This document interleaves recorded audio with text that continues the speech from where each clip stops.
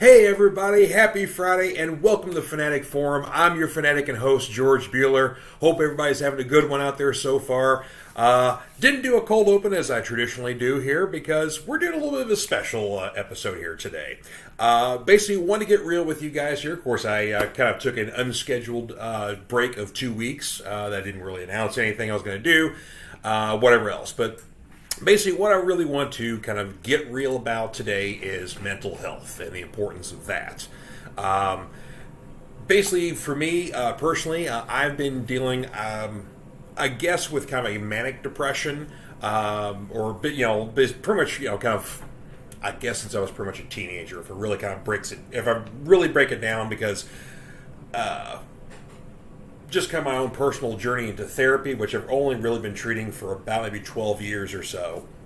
So kind of just, been, treating with medication, going to therapy on a regular basis, or actually, well, in this case, more of a teletherapy at this point, since the pandemic. So kind of it's something I've just dealt with for a majority of my life, but only now in the last 12 or so years have I really actually been doing something about it. And kind of delving deeper into it and finding out more about myself and my own personal journey and whatever else. So basically that's kind of what I've been dealing with. So as I've gotten older, it's kind of, I guess the disease kind of has changed a bit from time to time, because it's kind of, would pop up occasionally when I was younger, and as I've gotten older, it kind of turned into more of a seasonal sort of thing. So basically, usually somewhere around October, November, it would start to kick in. So basically, the holidays traditionally suck for me. Just, I do a great job of hiding it sometimes. But, it's never really a great season for me up until basically start getting around springtime again. Then usually is summer I'm doing good. Well, I've gotten older. Now I'm 47. And it seems, especially this year, I've aged another 7 years, so my body chemistry is changing again. So I've had to, change my medication, adjust that a bit, which has helped. So I've had a lot more, severe bouts where literally, I'm just wiped out for an entire day. I'm just absolutely useless. Nothing can kick me out of it. I'm better off just staying in bed the entire day. So those still happen from time to time, but they haven't happened recently since I've kind of adjusted my medication again. That's kind of helped out a lot. I want to get real with you guys about that, because I haven't opened up about that on the show before, and some of my friends know and some don't. Just because it's not that I'm necessarily hiding anything. It's just I don't wear it on my sleeve. If you want to talk about it, I'm very open about it, and they have no shame whatsoever in the fact that I'm on Prozac and I see a therapist. Used to be a couple times a month, and then now it's got to the point now, the past few years, basically we see each other once a month. I've been doing that for years. So that's kind of just, that's really what I've been going through. So there's times where literally it's kind of hard for me to do the show, just because, it's kind of hard to kind of get me in the mood for it. I don't have a topic or whatever else, but so that's kind of, some things about there, but of course, this can all stem from different triggering events. Of course, when I was a young kid, especially in junior high, before high school, dealt a lot with bullies. So got in a lot of fights, had a lot of struggles with a-holes just because of the things I was into versus what they were into, or whatever else. So that kind of helped shape me in a negative way, I guess. So I had to struggle against that, and lots of other different things that happen in my life. And of course, I'm sure anybody else is dealing with mental health issues. There's all sorts of triggering events for you guys, for what you all have dealt with here. So one thing I definitely want to share with you guys here, in case you all don't know, let me share some numbers here for you guys. A national mental health hotline here, 866-903-3787. So this is a 24/7 hotline here. This gets you to resources. This can get you talking to somebody, whatever else. If you are a Kentucky resident, because of course some of my viewers and listeners are in Kentucky here, if you're a Kentucky resident, you can call or text 988. And basically that'll connect you right to somebody right there. So there you go. But yeah, I mean, it's, even if you don't necessarily have, anything diagnosed or whatever else, it's important just to talk to somebody if you got something going on in your life. If you're mourning a loss, if you've had a major life event like a divorce or a change of careers, or whatever else. I mean, or even just stuff going on in the world. Anybody that's in the LGBTQ plus family. I mean, you guys are going through a whole lot of just BS crap right now in the world. Basically, your struggles are very real right now. So I'm sure you needed somebody to talk to. Anybody that's going through stuff. So it's important to talk to somebody. It's important to not suffer alone. I personally have dealt with a lot of my friends and family with suicide. So it's a very real thing that basically people can get, from whatever they're struggling, whatever they're dealing with, they get to that low point where they end up taking their own lives. It's a very serious thing, and, it's important to know you have support. It's important to know that, you have, means and ways to get some help, get treatment if you need to, or whatever the case may be. So, yeah, just want to open up with you guys here. And, like I say, this is normally a very serious topic here on what is not a serious show, but I've been going through some, just stuff in my own head or whatever else, and, some little bouts here and there. So I just need to be real with you guys here and want to open up. So, but we have got a lot of comments here, so let's see what we got here. Dave Manley, good friend of the show. We love you, George. Thank you, Dave. Thank you, Dave. I appreciate you here. Dave Manley says that he can relate. He had a nervous breakdown a few months ago himself. So yeah, so I hope you're okay, Dave, and hope you're getting taken care of there. So, so take care of George first. We'll still be there. Thank you, Dave. Appreciate that, man. So. Ryan saying, "Hey, yo, how you doing, brother? We're okay. I'm good. Doing good today, man." So, Ryan says, "Mental health is important. Hope you're doing well." So, yeah, I'm doing good. That was one thing I kind of commented today, talking to my wife before doing the show here today.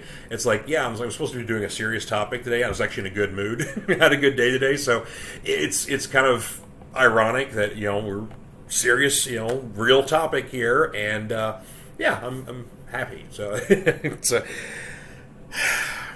that's how it goes sometimes. So you're up, you're down. There you go. Jamie Jennings, hey, good to see you, dear. Big hugs, George. Thank you for sharing with us, and thank you, Jamie. I appreciate you. I hope you're doing good too, hon.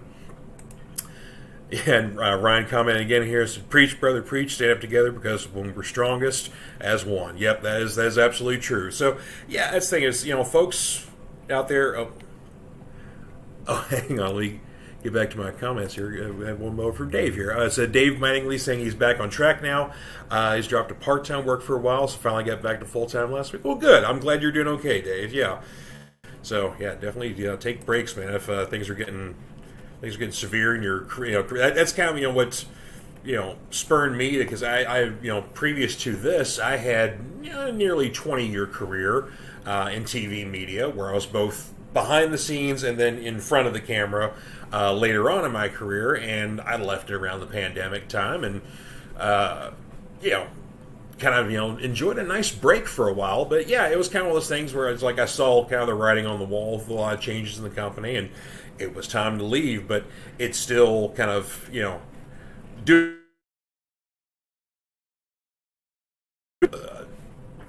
that severe of a break and leaving the position I had and whatever else. It's something that still kind of haunts me. I was like, I know I made a good decision, but there's sometimes because it was just something I did for so long. So, yeah, so that was like I said, there's just, again, all sorts of triggering things that can affect somebody and make you go through some stuff, whether or not it's something you've dealt with for a long time, whether it's something that you've dealt with more recently. Either way, getting help is good. Talking to somebody is good. So, Dave Mangley said, "You have to be odd to be number one." Yeah, that is very true. Yeah. Let's see here. A mere break from the series here. Ryan says he's bringing up some nerd facts here. Pirates of the Caribbean turns 20 years old next week, and then in 2 weeks, The Mask of Zorro turns 25. Good Lord. And The Dark Knight turns 15 years old. Wow. See, that's the weird thing, how you age and the passage of time eludes you from, every now and then. I can't believe Dark Knight is already 15 years old. I still talk about how poignant of a movie that is today, and I'm talking about a 15-year-old movie. There you go. So, all right. But yeah, again, I just wanted to get real with you guys, tell you guys where I've been the past couple. Want to share with you guys here, and just I felt it was really a good time in the world, kind of what's going on, and just for people, just sometimes things going on in your life and you need somebody to talk to. So again, want to share those numbers. Oh, hang on, I lost my hair. The National Mental Health Hotline here, 866-903-3787. Or if you are a Kentucky resident, you can call or text 988. These are 24 hours a day, 7 days a week numbers. So yeah, you can call or text us anytime. Of course, there's a lot of different apps, a lot of other online services. BetterHelp is another really good resource because basically you can connect with anybody that's around the country and basically just right from your phone or your PC or whatever else. And the nice thing is you can do it in a multitude of ways. Either you can talk to interacting with them, or if you don't want to be seen, you can basically they can just hear you, or whatever the case may be, whatever you're comfortable with. There's so many other resources, so many ways to connect to get help if you need to. So that's really and another thing I definitely want to share. If you do decide to get help, you're talking to somebody and maybe you're just not clicking. Maybe you don't like their approach. Maybe you don't just like them. Totally fine. Find somebody else. I've actually, the therapist I've been on for close to 10 years now is my second therapist. There was one lady I saw before. She was, perfectly fine. Just our personalities just weren't clicking, And because really, to have a good relationship, you almost kind of want to treat this person somewhat like a friend, but someone you can really open up to completely without judgment and be 100% real with them. Like, talk about, if you've got some dark thoughts that you've never told anybody before, this is the person you can tell. Because they can at least analyze this, or, if you're thinking things like this a lot, we can analyze it. Whatever is the case, like I said, there's all sorts of ways, all sorts of resources to get help. But yeah, there's more than one way to do it here too. So, Dave Mattingly is saying that he's been volunteering in the mental health space for many years now. It's great to give back. Yeah, I haven't volunteered so much, but I do mentor a couple of young people, and that's one thing I've been preaching to since I've seen a therapist is, hey, if you guys got stuff going on here, I can help so much, but if you really need somebody to talk to, you need somebody to open up to, and get some professional help, here's how to do it. John Pica, good evening, sir. The purveyor of the Cereal Box Network, host of Back of the Cereal Box. It's very interesting that you're bringing up this topic tonight when I posted some questions about when it's appropriate to share and if it benefits you or not. So, interesting. It's a complete coincidence there. Of course, I'm John. I'm sure you've been going through some personal, stuff in your life or, whatever else, or that may be. But, so I just, like I said, I've been away. We were talking about this, before that. I was away for a couple of weeks, so I was like, you know what? Decided, kick in and kind of, tell everybody what's going on here. Oh, that's unfortunate. He said, John Pica says, the private messages I got filled with hateful comments were astounding. That is unfortunate. John says his problems are all first world problems, so he's pretty much keeping it to himself. Well, I'm sure there may be a commentary from someone else that's first world problems, but don't discount any problems you may have, because sometimes little problems build up and they become big problems. So even if it's just small stuff, even if you need to have some sort of validation from someone to say it's just small stuff, maybe do some breathing exercises, try some meditation, have a drink once in a while, whatever the case may be, to help you unwind and relax in a different manner than you normally do, maybe get some exercise, whatever the case may be. It is okay to talk to somebody to get that kind of validation. Never discount the things that you are bugging you, because maybe it's something real. Maybe you have an anxiety. Maybe you have an anger problem. Maybe something along those lines. So, whatever the case may be, don't discount it, bub. So, Dave Manningly said, great advice here, Dave. Dave Manningly says, do what he does, replace your inner critic with an inner laugh track. You know what? That's fine advice, because that inner critic sometimes can be a bastard. Aubrey Cavett giving me the thumbs up. Thank you very much, Aubrey. Appreciate you. Jamie Jennings saying, even small stuff is valid stuff. We're all human and we have our own story. That's right. That is exactly right, dear. Yeah. So that's the thing. Don't discount any of your problems, no matter if it's something you think is small that no one cares about. If you care about it and it's causing you some distress, look into it. It's okay. Like I said, there's no shame in it. I'm now telling a, national viewing and listening audience or whatever else that, hey, I got problems, I'm not perfect. And that's the thing, too. There's some of my friends were surprised with the fact of my struggles, because they're like, oh, you put on, such a confident face, or you come off very yada yada. I'm like, yes, I'd like to thank the Academy, because I've been very good at faking this for decades. That unless I'm really feeling bad, you probably won't know. I'm generally a people pleaser anyway, so I don't want to come off, as abrasive, because I'm sure people have enough of that stuff in their lives. So, but yeah, that's kind of, I put on a really good mask, even in times when I'm not feeling good, because maybe I don't want to bring it up, or I don't want to bring the room down, or whatever else, that kind of thing. So, John commenting, saying, for him, his challenge is always basking in the unconditional love of complete strangers. I know what that's like, brother. When he's performing and then coming home to a family that is, well, not. And that's the thing. Is like, yeah, you're getting all this.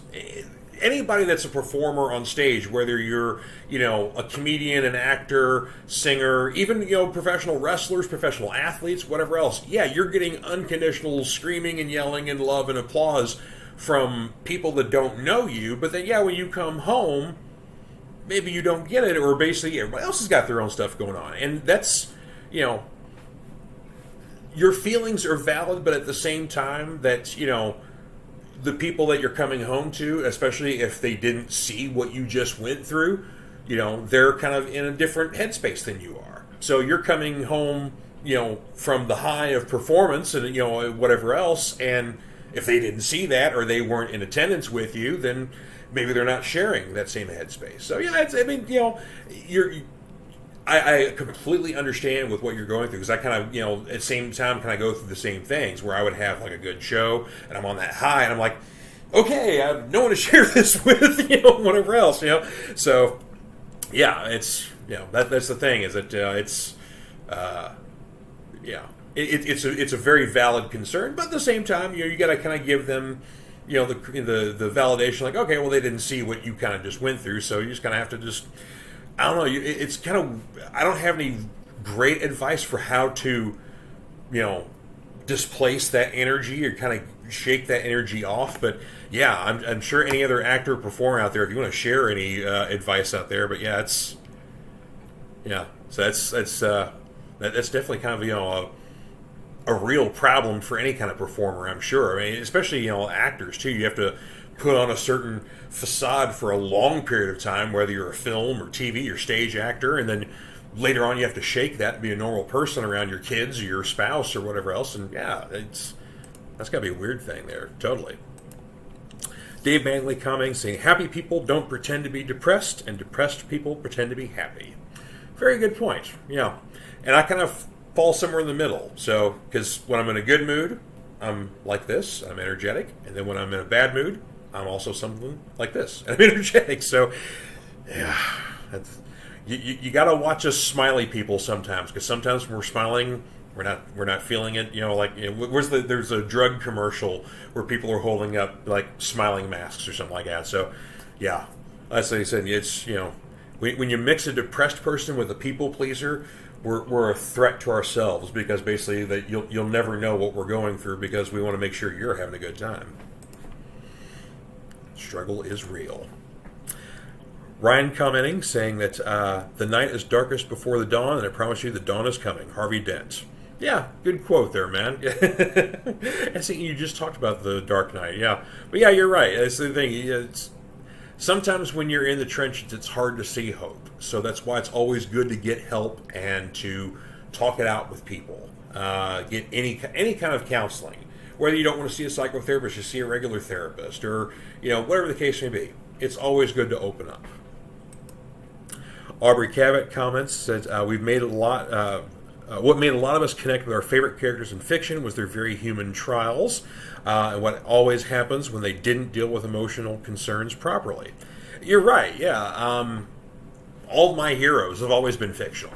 I've never had any human person that there's been some people in media that I've somewhat admired or whatever else, but anybody I've actually molded any of my personal beliefs or actions or whatever else towards, it has totally been fictional characters.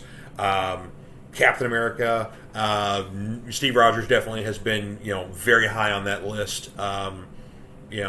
It's weird too, because there's sometimes that Steve can be both out of date and ahead of his time with the same thought, because of how he portrays himself and what he deems as liberty for everybody, and he means everybody. So that's always been somebody who's been very close to my heart as a personal hero, and he's 100% fictional. And it all depends on who's writing him, of how Steve presents himself. So I guess there have been other writers who I connect with more because of how they portray my favorite character. Mark Gruenwald, Ed Brubaker, Ta-Nehisi Coates.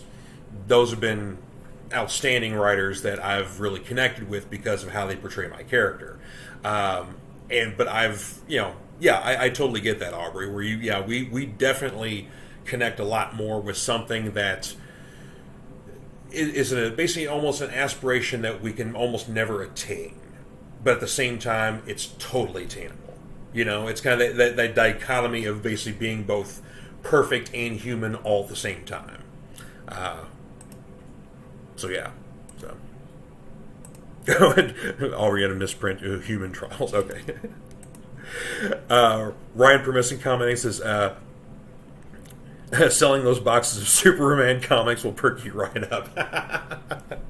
Ryan Permisson and I have had a running joke that Ryan is a Superman fan, and I told him that, comic book stores in Kentucky tend to not sell a lot of Superman books. It's just a regional thing. Everybody's into, Batman and anti-heroes like, Deadpool and Harley Quinn and Venom, so Superman's not a widely purchased book. And he says, I would love to have a lot of Superman books. I will literally sell you long boxes full of 80s and 90s era Superman back issues to you with zero problem. So that's been a running joke. And one day you will get a long box in the mail full of Superman comics, Ryan, and we will have a good laugh over this, but you won't see it coming.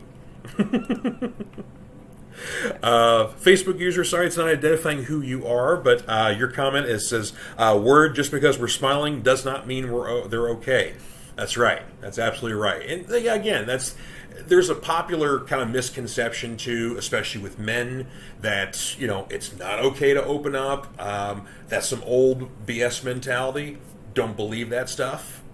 It's more manly to open up and open up about your feelings and get that stuff in check, so you're not an extra burden on your families with your own mental stuff. Because there's a lot of fathers and grandfathers and even guys my age and younger who, they've got a lot of things going on in their life, and instead of dealing with it in a healthy, in a proper, an adult way, they end up taking it out on their loved ones, or they, turn to substance abuse and kind of make things worse in that case. That's not good. I'm going to get on my soapbox about that one. That's not a good thing there. So it's important for men to know that it is a manly and it is a brave thing to talk about this stuff and to open up. And if you got something wrong, you get it fixed. That's what men do. We get stuff fixed when it's broken. So when you're broken, it's okay to get yourself fixed. It's okay to talk about this stuff. Now, you don't have to talk about it to your friends. You don't have to talk about it to your family. Again, that's why we have professionals here. But again, this is what men do. We get our things taken care of, and we can talk about these things. We can open up. So, because there's been some generations that would tell you it's not okay to talk about it. You got to put on the facade and be strong. But your foundation is only as good as what's inside. And if you're crumbling on the inside, that outer facade is going to crumble away pretty soon too. So, there you go. I've been trying to be nice about this one, but that's the soapbox I'm going to get on top tonight here. Dave Manley says, "But doctor, I am Pagliacci." My Italian's terrible, but yes, the clown from the sad clown from opera there, Pagliacci. God, I'm just going to stop because there you go. Dave Manley also quotes as, "If you can't trust the White Knight Harvey Dent, who can you trust?" Good Lord, Harvey didn't have a great go of things. He started off great, but maybe not so much, so I don't know. John Pike commenting, "Good job tonight. Thank you, sir. Appreciate you." He's got a date with some ghosts. Oh, awesome. Well, hope you have a good ghost tour tonight, man. Good luck. And Dave Mattingly saying, "WWCAD, what would Captain America do? Kindness, loyalty, and truth are timeless ideals." That's damn right, man. Yep, that's how I live my life. So kindness, loyalty, and truth. I like that. All right, we're going to take a breather here because we've gotten real tonight here. I hope again this helps. I'll open up with you guys, let you all know that it's okay to be going through some stuff, and it's okay to get help. So anyway, we're going to take a little bit of break here. Do a little bit of reverse. We're going to do our take two. We're going to do our ad for comic books for kids, and then when we come back, we're going to talk about some fun stuff here. Be right back. Comic Books for Kids provides comic books to kids in hospitals and cancer centers across the U.S. It's a place where we can all work together to make sure every child has a comic book. 100% of all proceeds go towards the kids. It's about making a difference, and while they're in the hospital, allowing them to fly like a superhero, battle dragons, or rescue teddy bears. We are in every state in the country and now support over 160 hospitals. Every month, we add more. Visit cb4k.org. All right, and we're back, and my earpiece fell out because I went to grab something real quick. So, all right, we're going to talk about some fun stuff today here. Because, of course, we can't talk about, we can't do a Fanatic Forum here and not do geek stuff here. So, Dave Angley commenting says that Moon Knight is his superhero avatar, and that's a good one there, because, Moon Knight's going through some stuff himself. And Dave Angley commenting again, mental health is health. That's a very good point, sir. Very good point indeed. All right. Well, basically, getting back to the top of things here, because we're talking about fun stuff here, want to talk about Back of the Cereal Box Network here, because, of course, the Fanatic Forum is a proud part of the Back of the Cereal Box Network. We do have a brand new, freshly minted website here that has all things Cereal Box Network in it. So, cerealboxnetwork.com will basically take you to any links you want for all of our shows, the Back of the Cereal Box, Fanatic Forum, Ice Cream Queens, Cosplay Cafe, new entry to the Cereal Box family. So, yeah, we always want to basically, support those other shows on there because we got a lot of fun shows on our network here. And, of course, the Cosplay Cafe has got their new spin-off show. It escapes me now. Basically, it's a Gilmore Girls talk show. So if you're really a big fan of the Gilmore Girls and want to delve deeply into episodes and they walk through those, definitely check that out. I'm sure they'll plug that somewhere. Sorry, Kelly and Crayley. I don't remember because I'm going to confess something here. I've never watched an episode of Gilmore Girls. So, I've seen a lot of other things. Never seen a Gilmore Girls before. So, anywho, fun stuff to talk about here. So, I got a little bit of new loot I want to share with you guys here that came into the shop, and I had to pick this one up here. This is a Ghost Rider lunchbox, and it's a good old-fashioned Johnny Blaze Ghost Rider here. A little Mike Plug art action here. And of course, the sides are fun, showing like the transformation from Johnny Blaze into Ghost Rider. But yeah, this is an old school metal lunchbox. It's embossed on the front and the back. And here's the best part: it actually comes with a friggin' thermos. Even though they're not actually made by the Thermos company, it's made by a company called Surreal Entertainment, but these come through Diamond Distribution, where we get some of our comics from. They have a specialty item here, but yeah, so really cool Ghost Rider logo and design on the thermos here. But yeah, you get a working lunchbox and thermos. So, and they've got like a whole line of these. There's a Dungeons and Dragons one that has a lot of Larry Elmore art on there. There's Ninja Turtles, Transformers the movie. We got some G.I. Joe ones in there. Awesome. I almost got that one because it's one side Snake Eyes, one side Storm Shadow, but the art around the side and then the kind of whole basis is basically the G.I. Joe issue number 21, the silent issue. So if you're a big Ninja fan with Snake Eyes and Storm Shadow stuff, that's your lunchbox. They've got a Wolverine, Venom. I'm trying to think what else. There was several. I think there's a Power Rangers one. So there's all different sorts of awesome lunchboxes. But yeah, these are actual metal lunchboxes, like some of us old school guys and gals grew up with as children, and they actually come with thermoses, but you can't call it a thermos. It's a beverage container. Thermos is a company. It's not an actual thing. Whatever else. But yeah, anyway, so those are available, and actually they're $30. So I don't know how much they cost back in the day, but these ones cost $30. But you know what? They still work great. All right, got some comic reviews for you guys here. First off, we've got Thor Annual #1. So basically, what we are doing is we are moving out of the. Well, first it was the Donny Cates run, and the Donny Cates left Thor kind of midway through the run, so Nick Klein basically picked up both the art and writing for the last 6 issues of the run. But this annual is transitioning us from the Donny Cates run into the new Al Ewing run, which will be starting up in August. This is a very interesting story because the main story here is the Who is Mythos. And actually Mythos should be abbreviated because that's basically, MYTHOS actually stands for something, if that gives you a hint. But yes, Thor is dealing with this Mythos villain here, kind of an alternate timeline sort of stuff here, but some very interesting little standalone storyline. And then we get a preview for the Al Ewing run of Thor, which brings a lot of surprises and a lot of changes to the new run here. So looking very forward to that. Oh, hang on, we got a comment here. Dave Mangley, we were talking about lunchboxes and the G.I. Joe one. Dave Mangley says, the Snake Eyes silent issue is fantastic, as was the Hawkeye silent issue. He said Ms. Marvel even had a silent issue.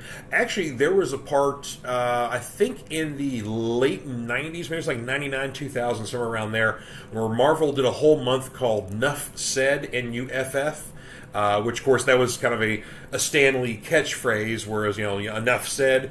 But the Nuff Said were basically an entire run of silent issues. So every book that month was a silent issue. But yeah, basically, G.I. Joe Larry Hama, during his classic run of G.I. Joe, started out a literal comic book that had no dialogue in it whatsoever. The entire story was told in pictures. He has since repeated that about 3 or 4 times in a G.I. Joe book, but other comics have taken up that mantle a few other times themselves. Like I said, then Marvel did an entire month of it. But yeah, it's always very interesting. I think even Sin City did an entire silent issue. May have been, I think it was Silent Night was actually the name of the book. But yeah, so it's always kind of fun where you take the writing out of it and do an entire story told in images and still tell a really good cohesive story. Because still, I guess, the writing still has to be involved with it, but again, there's no dialogue in it, so it's all told in action and pictures. So yeah, very interesting stuff here. Dave Manley comments about the Thor book, said it stands for something, really wanting their acronym to spell mythos.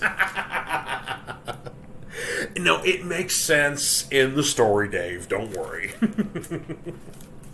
All right. Next book we're going to talk about, because I got a couple of Marvel books I want to talk about. Captain America number 750 here.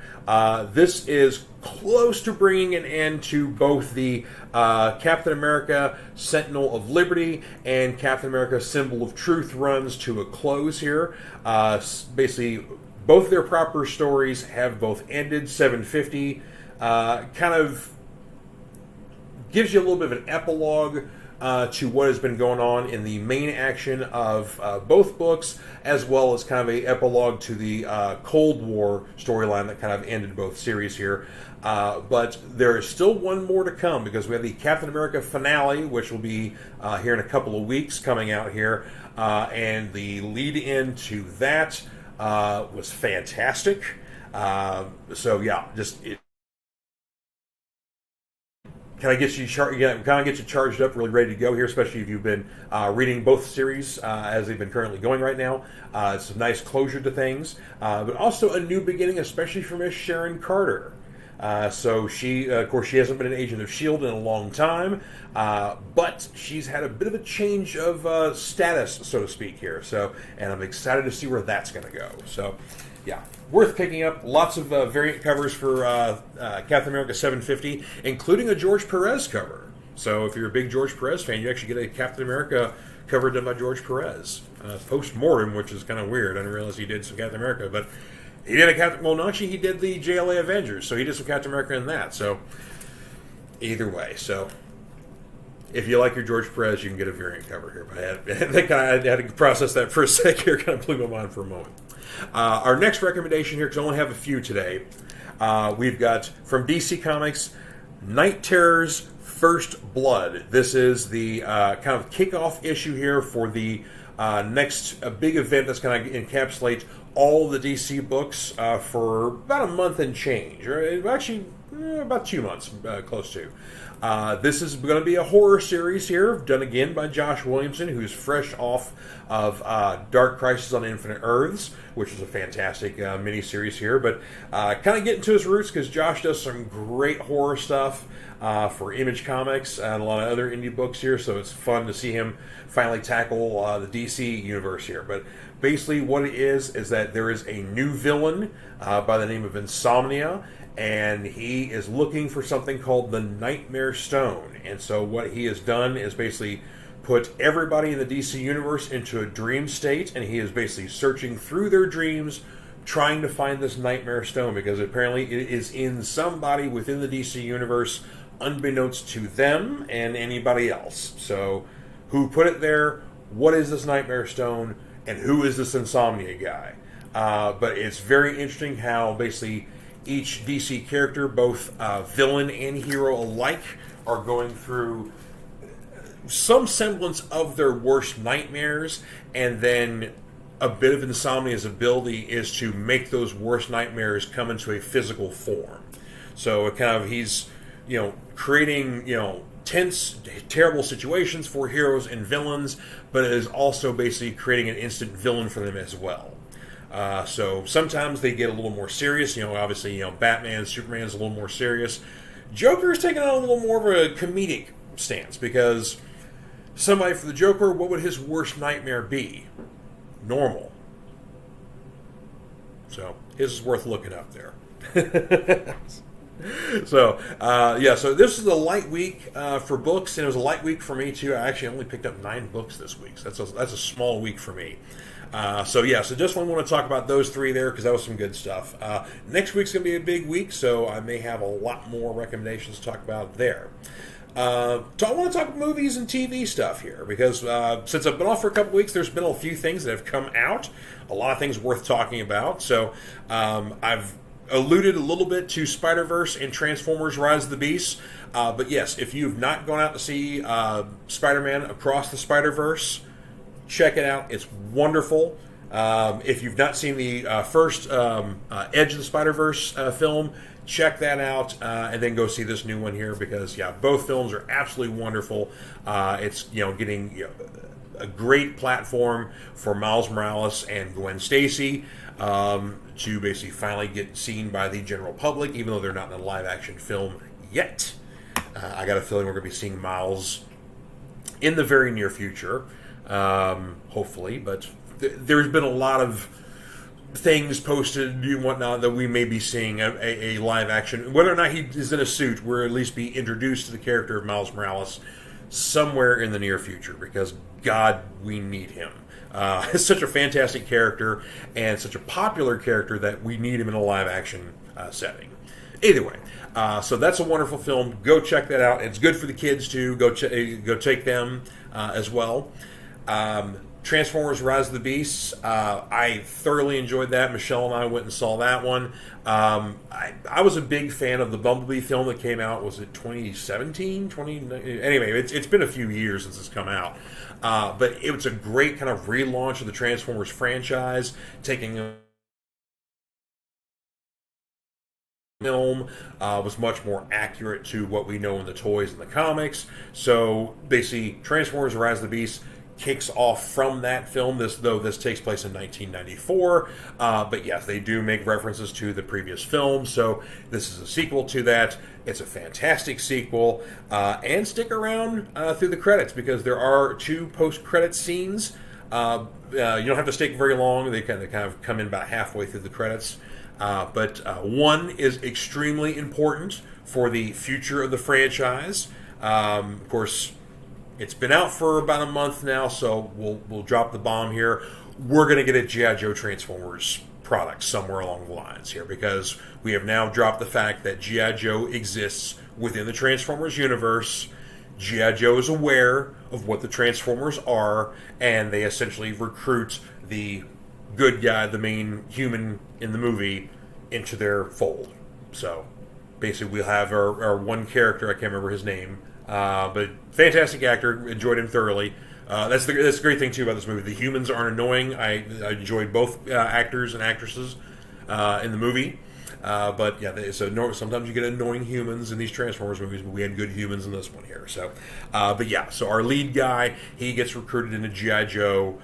We don't see anybody of name, whatever else. We basically kind of just get, a business card, and then, dude, moves a plaque on the wall that says "A Real American Hero," and then we are in G.I. Joe base. So, yeah, very exciting. I did not see that coming, so I legit popped in the movie theater when that happened, and Michelle was like, "What's up?" And I'm like, and she saw the business card, and then boom, it's G.I. Joe, and it's like, yeah, so.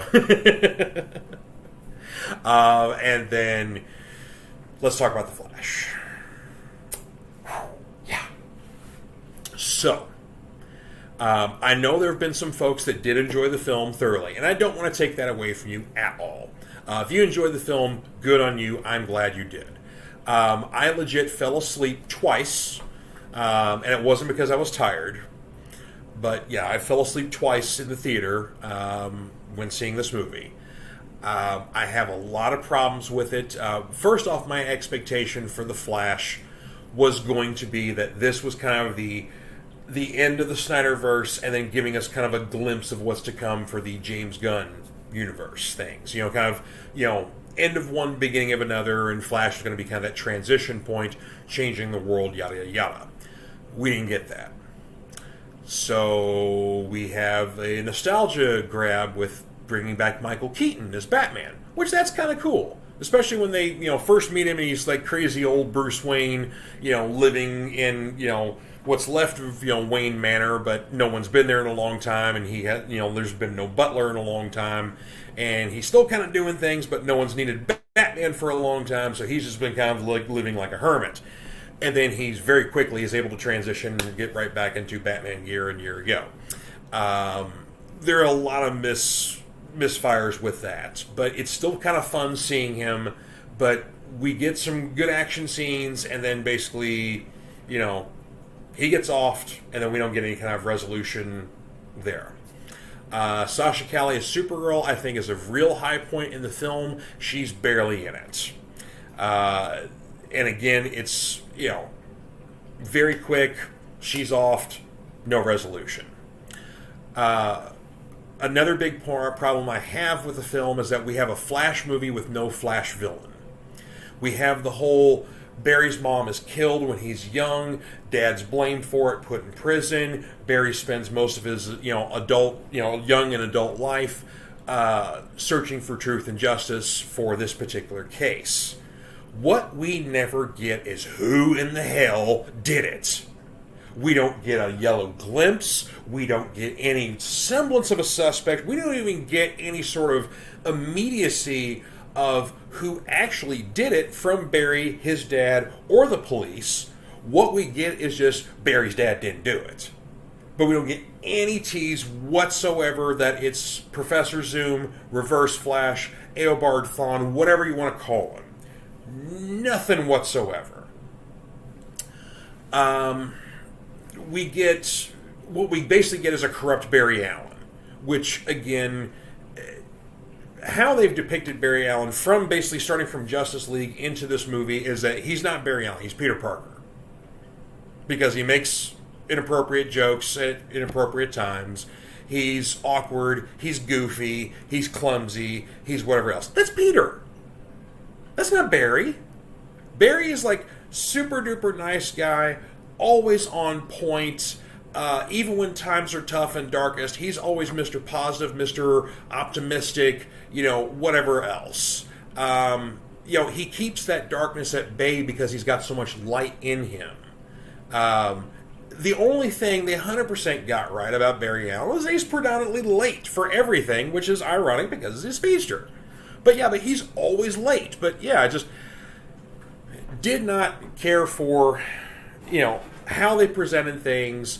The whole time sphere thing was really bad because you had this opportunity for quote-unquote cameos, but what it was fun with deep fakes, and you could tell they started running out of money.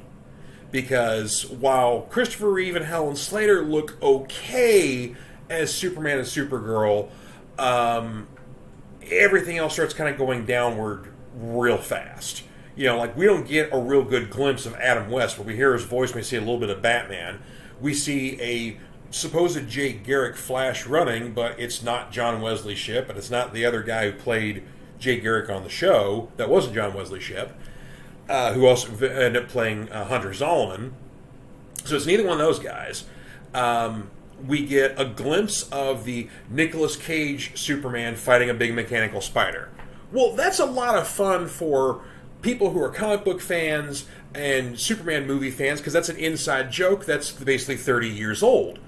But unfortunately, there's also a huge majority of the population that does not know that we almost had a Superman movie directed by Tim Burton that was going to have Nicolas Cage, and he was going to be fighting a big spider. And also, he's going to have no cape, and he was going to have a polar bear best friend, and whatever else, And also, Superman was going to have a mullet too. That let's not gloss over that part either. So that was a fun little inside joke for basically a very small portion of the population. And then we have a nice little glimpse of Affleck Batman, and then we get Michael Keaton Batman. And then, as a joke, we get a brief glimpse of George Clooney. So it's like, so is George Clooney going to be new Batman now? Or it's basically, and of course, if anybody has anything to blame, anything, any fingers they want to point at that final scene 100% was James Gunn. That was basically done over a weekend. Literally, when Ezra Miller was going through like the first, level of like sexual misconduct allegations that were going on against them, they filmed during all that. So a lot of stuff was going on in their personal life, and somehow, they were able to pull it off good performance and be, a nice person while they were there, and whatever else. Also, interesting thing too, as a sidebar here, if you haven't heard, apparently, while a lot of his outbursts, their outbursts that we've seen, like in Hawaii, where he's throwing chairs and stuff like that, that stuff is 100% real. A lot of the kidnapping and sexual misconduct things, whatever else that were brought against them, have been labeled as false. So they're in the clear on those allegations, and everything's been deemed, I guess, everything's cool from there. What I find very interesting is that no one from Ezra Miller's team did any way, shape, or form attempt to defend them. Warner Brothers made zero attempt to defend them, saying these were false allegations, they are innocent, yada, yada, yada. Nothing. Absolute silence from both sides of the fence.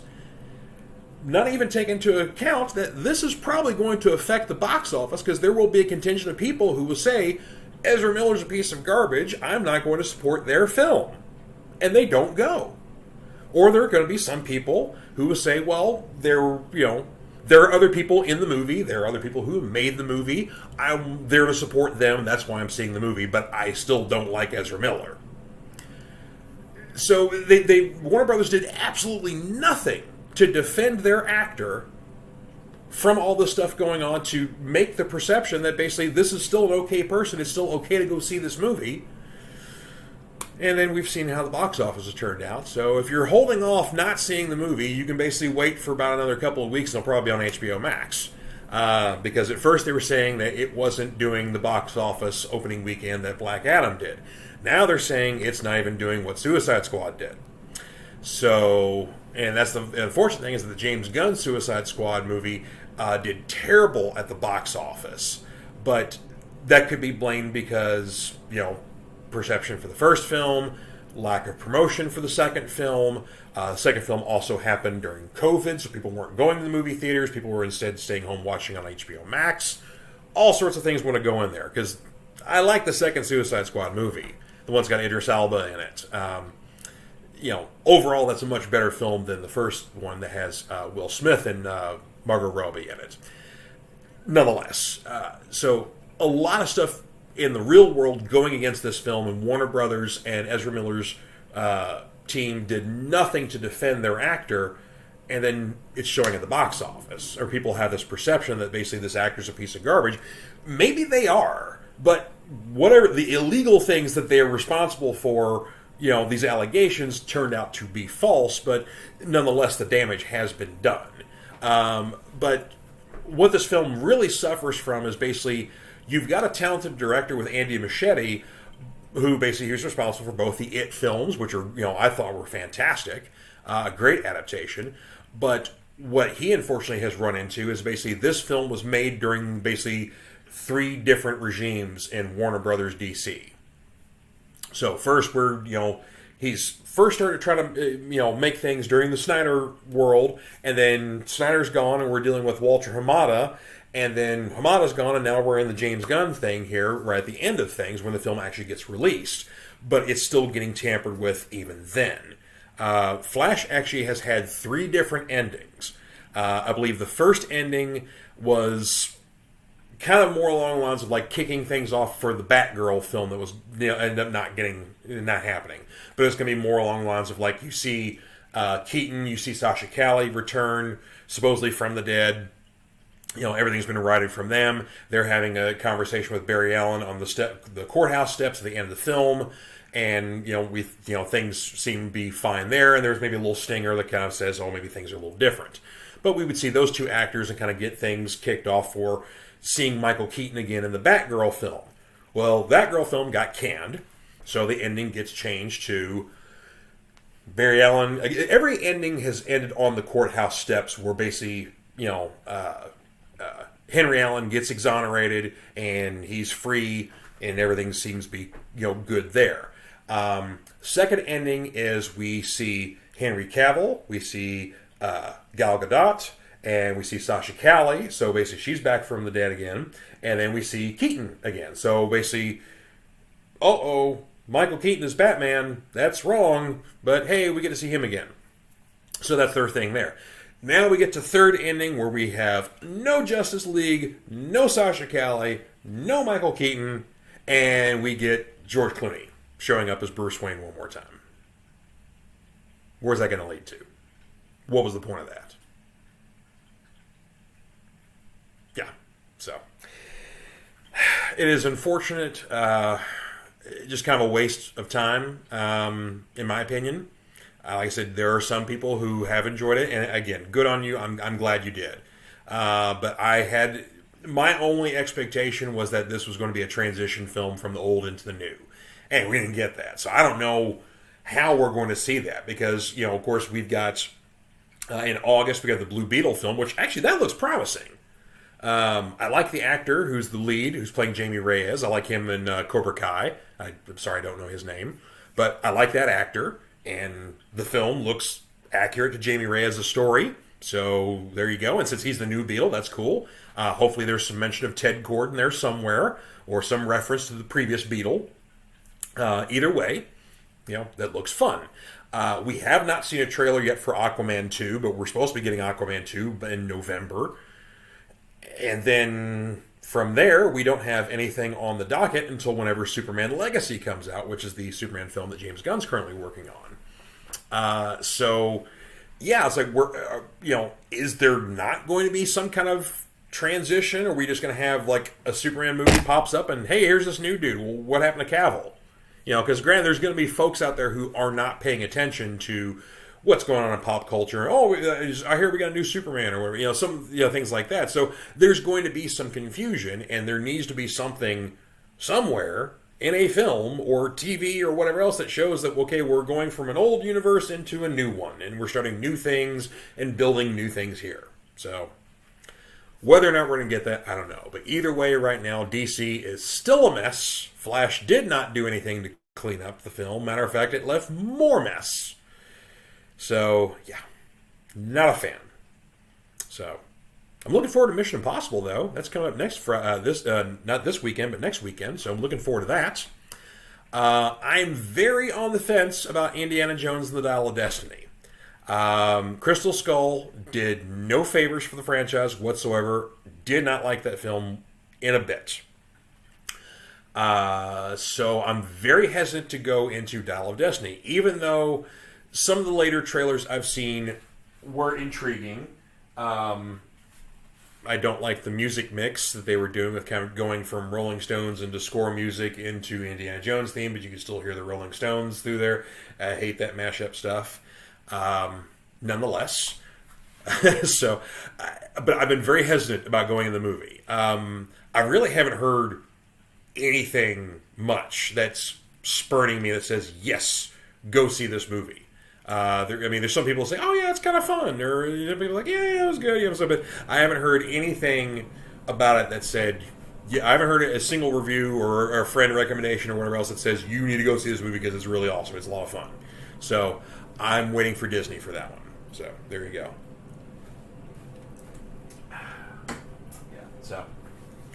It's just, the main thing is I think the franchise kind of ran its course. I thought Last Crusade was a great ending.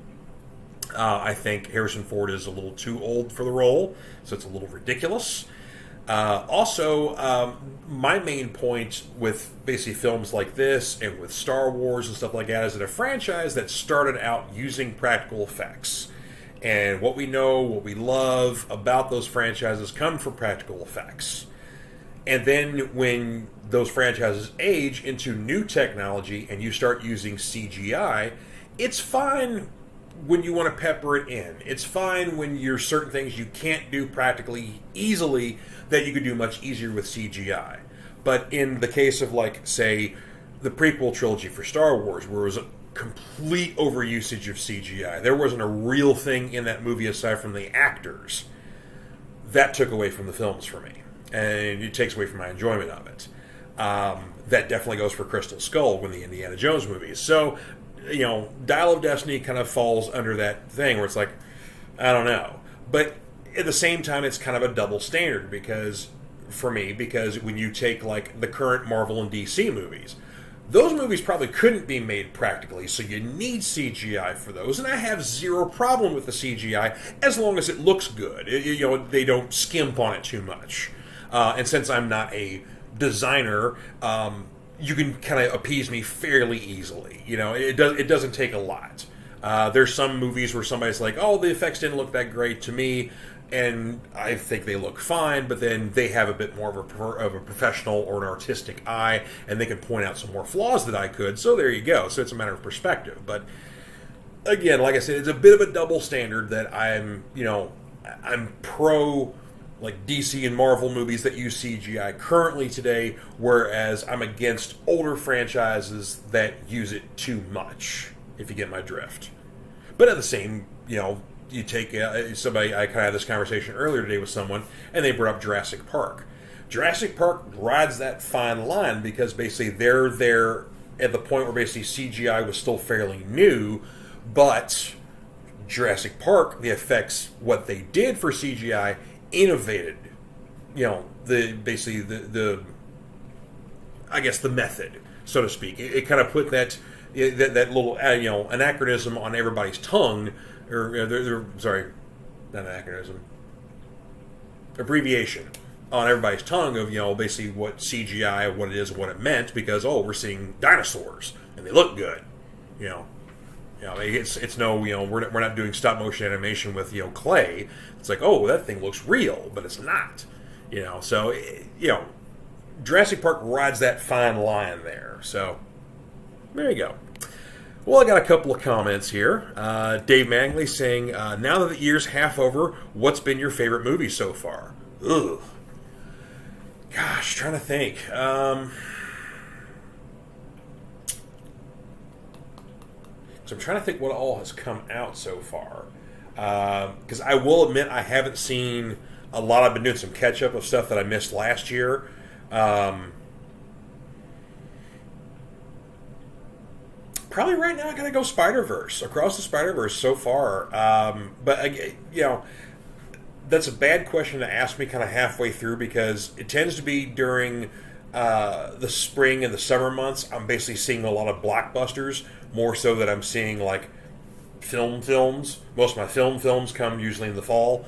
If I get into anything that's possibly Oscars in contention or whatever else. So I was lucky enough I did get to see Everything Everywhere All at Once before all the Oscar stuff. So basically I was on the bandwagon before the bandwagon took off from the station. But there's sometimes I'm late to movies. A couple of horror movies I recently saw. The Menu with Ralph Fiennes and Anya Taylor-Joy and Nick Holt. That's a lot of fun. Basically, it's kind of like if Gordon Ramsay has an exclusive getaway for exclusive people to come have a special meal that he and his team of chefs prepare. And by the way, he's crazy and probably going to kill you. So that's a lot of fun. And also The Invitation, which I think that's on Netflix. Basically, young woman who doesn't have any family suddenly finds out she has family and they're all white people, and she goes and things happen from there. Things with teeth. So it's a lot of fun, worth checking out there. So again, I guess I gotta go Across the Spider-Verse right now.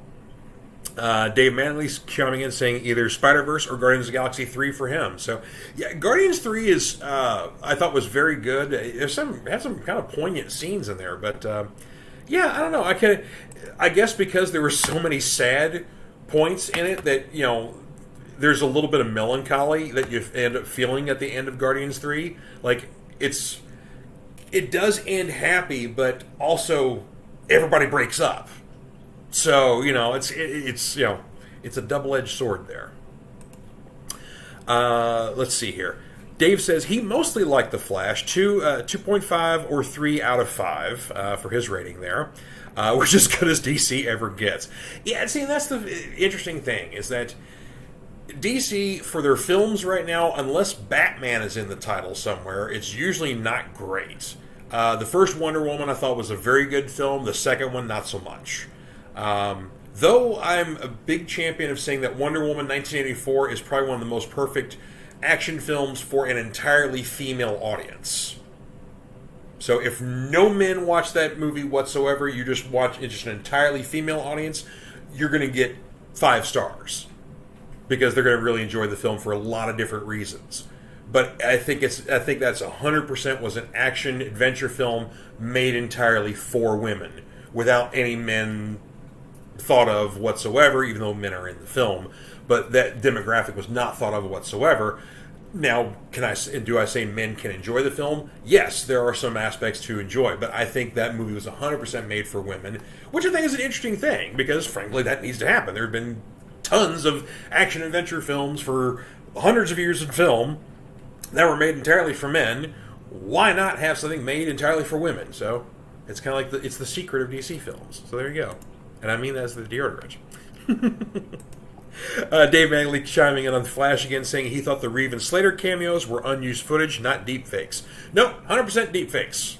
That was all CG, 100%. They took images from said films, but yeah, that was fun with CG, and like the Nicolas Cage stuff, that was literally taken from the photos. Like he took photos of himself in the suit with the long hair, and that's literally the images they took and put that to life. So I mean that's why no one said anything or whatever else. It wasn't any unused footage. It was literally just 100% deep fakes. So. Dave also saying it's a shame that Christian Bale wasn't among the Batman cameos. Good points. I mean, we know why Val Kilmer obviously couldn't be involved with it, because his health, he was barely able to be in the Top Gun movie. That was a very special consideration that he was brought in there, but it wouldn't be 100% right to put him in, anything with the Batman and stuff. So I can see that. But yeah, Christian Bale was definitely left out of the party. I agree with that. And Dave didn't realize that James Gunn's Suicide Squad did so poorly. Yes, unfortunately it did. It was one of those ones that you had to kind of, the people who saw it and enjoyed it had to really kind of champion it and say, hey, actually this one's fun. If you like the Suicide Squad, it's an accurate film. Even friggin' John Ostrander has a cameo in the movie. But it feels a lot more like a Suicide Squad movie than the first one did, mostly because it has a body count. The mission kind of changes halfway through the movie and gets crazier. Like, it starts off with a very political, real world, we gotta go kill somebody sort of thing like that, and then things get cuckoo bananas because you're involving superheroes and supervillains and whatever else. It's got a lot of, Gunn's humor and whatever else and fun in the movie, but it also does a great, basically, I've said previously that Suicide Squad and the first season of Peacemaker do the best job of DC world building I've ever seen in the entire Snyderverse. All because you're talking about things that are familiar to DC fans, whether you see them or not. People, places, things are being mentioned in these films and that TV show that these all exist together. Peacemaker, somebody in the Peacemaker series mentioned Batmite. We've never seen Batmite in anything real world. We've seen Mxyzptlk in numerous Superman iterations on TV. We've never seen Batmite, which is literally a fifth-dimensional imp that is obsessed with everything Batman, except he's not, mischievous like Mr. Mxyzptlk is. He's a little more, I want to be just like Batman. I mean, he's cute. He's a little bitty dude who dresses like Batman, and he wants to be like Batman. So he's a fifth-dimensional imp, so he has reality-altering powers. But this character was mentioned in Peacemaker. So now we know it exists in the DC universe. Starro, the giant alien starfish that takes over people's minds and whatnot, was in Suicide Squad. Whoever thought you would see Starro in a movie? You did. If you saw Suicide Squad. So there you go. We know Green Arrow, Oliver Queen, exists. He was mentioned in Peacemaker.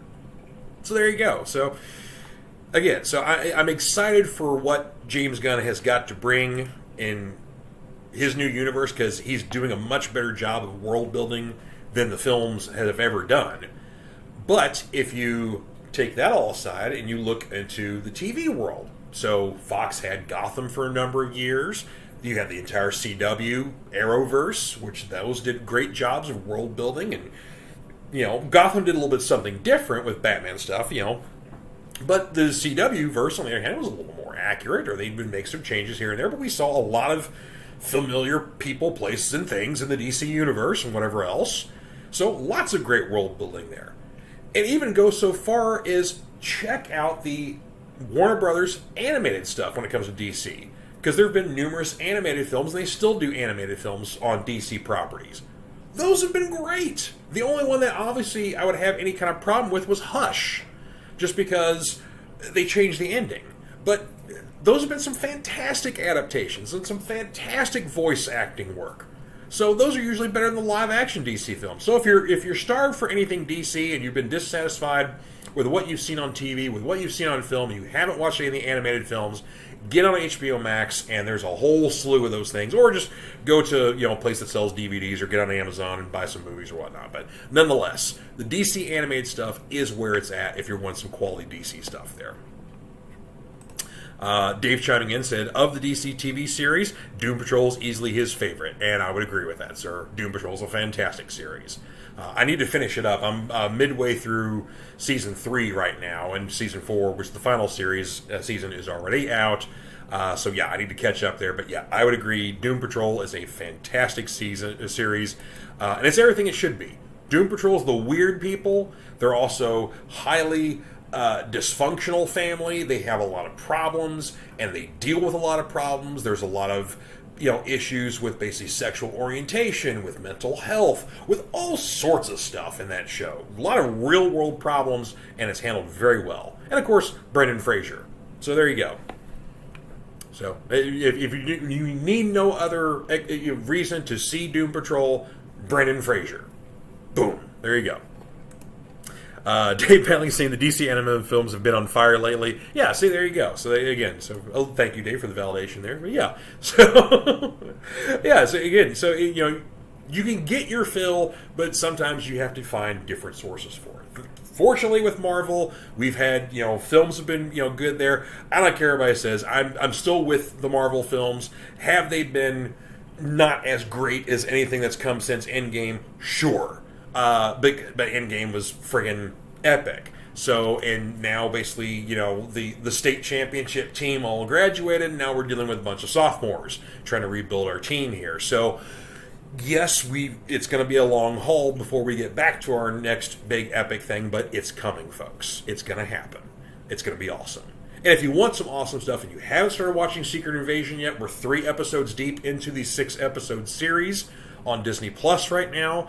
If you like your grown-up espionage spy stuff, that's what this series is. It's so like if you think like Captain America: Winter Soldier is the best of the Captain America films, check out Secret Invasion, because like I said, this is real-world spy stuff. People are getting killed in this. It has some violence to it. They're teetering on the edges of what can actually be on Disney Plus with the things they're doing in this series. So yeah, it's some grown-up stuff. Definitely feeds on a lot of paranoia and who can you trust, because of course we're dealing with Skrulls here, and we're finally kind of getting into what comic fans know as basically there are 2 sides to every Skrull. There are some very nice folks there, and they just want to live in peace and whatever else. And then basically there are Skrulls who say, you know what, our world's been destroyed. This one looks nice. Thanks, we'll take it. So yeah. So fantastic performances there. Of course, this is basically a series led by Sam Jackson and Ben Mendelsohn. So yeah, good stuff there. Dave chiming in saying, so far his favorite DC animated film is Batman vs. Teenage Mutant Ninja Turtles. Yeah, that was fun. Yeah, that was a good one there. Dave Mangley said he'd rank Shang-Chi above Endgame. Interesting take. I mean, Shang-Chi, I got a good time with that. Very much enjoyed the film here. I thought it was a fantastic opening to the Mystic Kung Fu side of the Marvel Universe, which the Iron Fist series on Netflix did not do a good job of. So, well done, Shang-Chi. But wow, putting that above Endgame. That's a bold statement, Dave. But you know what? I'll take you up on that there. So, All right.